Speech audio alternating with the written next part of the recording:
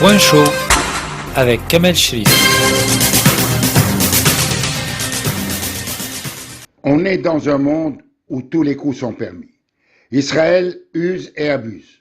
Malgré le cessez-le-feu, Israël frappe quand il le veut la bande de Gaza sans être inquiété. À se demander si cette guerre est un cycle sans fin.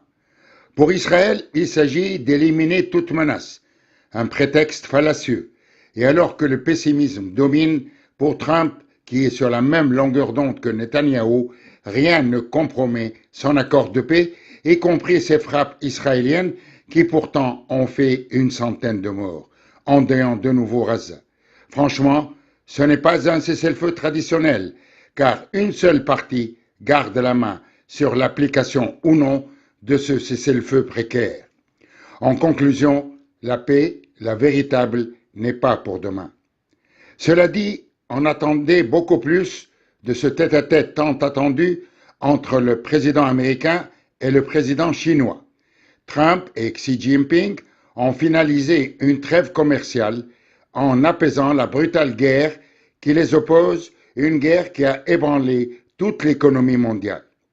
C'est la 6e rencontre entre les deux hommes, mais 5 lors du premier mandat de Trump, et celle-ci s'est déroulée dans un contexte géopolitique très tendu avec une multitude de sujets cruciaux tels que par exemple Taïwan, l'Ukraine, les rapports entre la Chine et la Russie.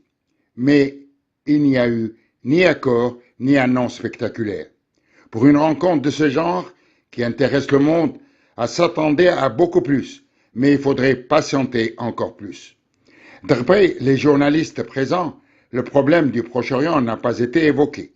La mise en scène a été profondément maîtrisée au cours de cette rencontre entre un président qui se vante de jouer le faiseur de paix et un président qui maîtrise parfaitement ses émotions et sa parole. Trump se vante toujours d'être à la tête de la première puissance mondiale. D'ailleurs, avant sa rencontre avec le président chinois, et alors que Poutine a testé un drone sous-marin à capacité nucléaire, après avoir annoncé un essai final réussi d'un missile de croisière à propulsion nucléaire, Trump a choisi ce moment pour montrer ses muscles et annoncer la reprise des essais nucléaires américains volontairement suspendus depuis 1992. Voilà un message clair et direct à la Russie et à la Chine. Dans ce domaine, les États-Unis sont classés premiers, suivis de la Russie, et loin derrière la Chine en 3e position. Que dire après ce tour d'horizon de l'actualité internationale? On est réellement dans un cercle vicieux. Point chaud avec Kamel Cherif.